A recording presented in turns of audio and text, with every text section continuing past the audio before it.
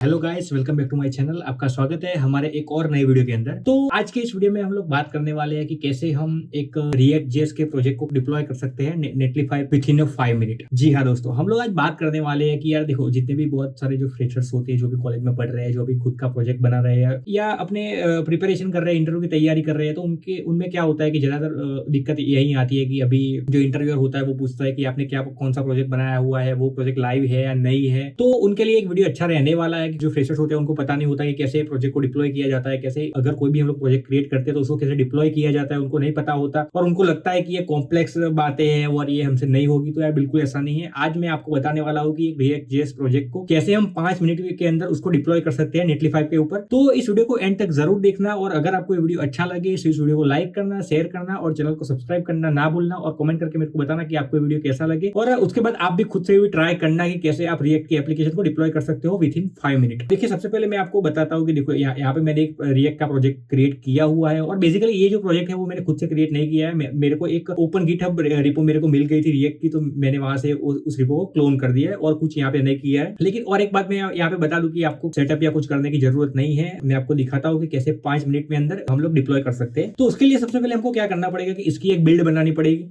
देखो, अभी ये बिल्ड की जो फाइल है उसको मैं सबसे पहले यहाँ से डिलीट करता हूँ। और हम लोग सबसे पहले क्या करेंगे कि जब भी आप रिएक्ट का कोई भी प्रोजेक्ट बनाते हो तो उसको डिप्लॉय करना है, तो सबसे पहले उसको बिल्ड बनानी पड़ेगी। और बिल्ड बनाने के लिए बेसिक कमांड होता है, देखो npm run build।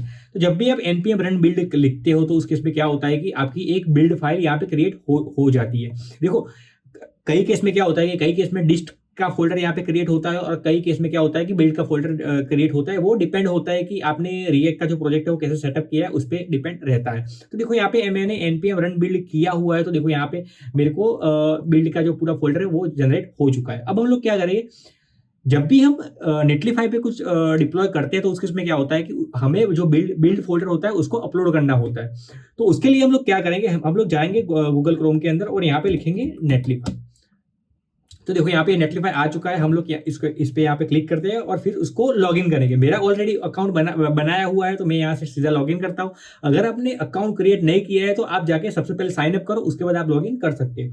उसके बाद आप लोग क्या करेंगे, हम लोग यहाँ पे क्लिक करेंगे लॉगिन के ऊपर। तो देखो, यहाँ पे लॉगिन हमारा हो गया है। तो यहाँ पे मैं लिखता हूँ, यहाँ पे मैं नाम लिखता हूँ पार्थ, यहाँ पे पटेल और यहाँ पे मैं लिखता हूँ पर्सनल यूज के लिए मेरे को चाहिए personal project, then product engineer और कंटिन्यू टू डिप्लॉय। ओके, अभी हम लोग क्या करते हैं, ट्राई नेटलीफाई ड्रॉप। ओके, लेकिन आई थिंक ये ओके। तो हम यहाँ पे सबसे पहले होम पेज पे आ जाते हैं।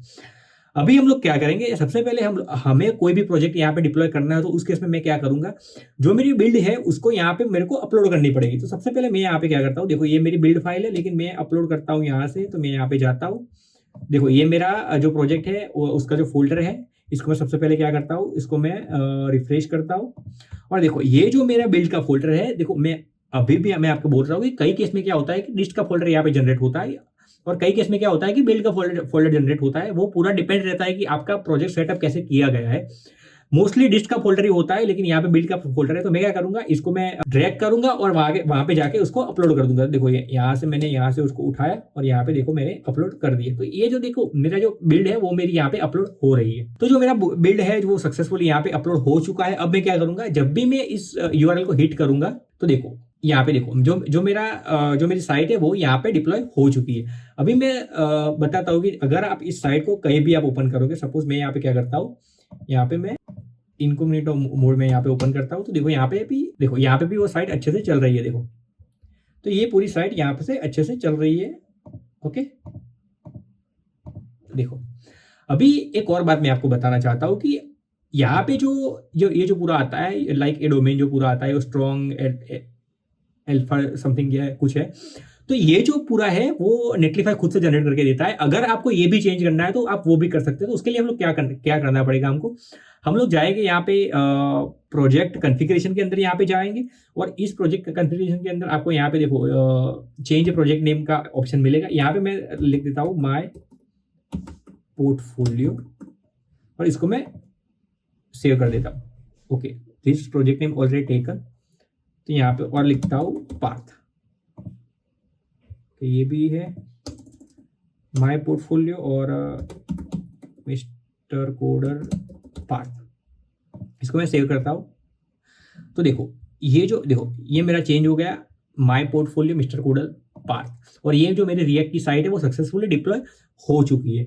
जब भी आपको कोई रिएक्ट का एप्लीकेशन या नेक्स्ट जेएस में कोई आपने फ्रंट एंड बनाया है, रिएक्ट में आपने फ्रंट एंड बनाया है और आपको डिप्लॉय करना है, तो आप नेटलीफाई में 5 मिनट के अंदर इसको डिप्लॉय कर सकते हो। इसमें कुछ इतनी ज्यादा कॉन्फ़िगरेशन करने की जरूरत नहीं होती है, आपको जस्ट आपकी जो लोकल में बिल्ड बनानी है और उस बिल्ड को अपलोड कर देना है आपको नेटलीफाई पे, और आपको नेटलीफाई एक यूआरएल रिटर्न करके दे देगा और उस यूआरएल पे आप अपनी वेबसाइट को एक्सेस कर सकोगे। तो आई होप कि आपको अच्छे से समझ में आ चुका होगा कि कैसे अपने रिएक्ट एप्लीकेशन को नेटलीफाई पे कैसे डिप्लॉय किया जाता है। अगर आपको वीडियो अच्छा लगा तो इस वीडियो को लाइक करना, शेयर करना और चैनल को सब्सक्राइब करना ना भूलना। चलिए मिलते हैं जी ऐसे एक और नए वीडियो के साथ। तो thank you very much guys for watching this video.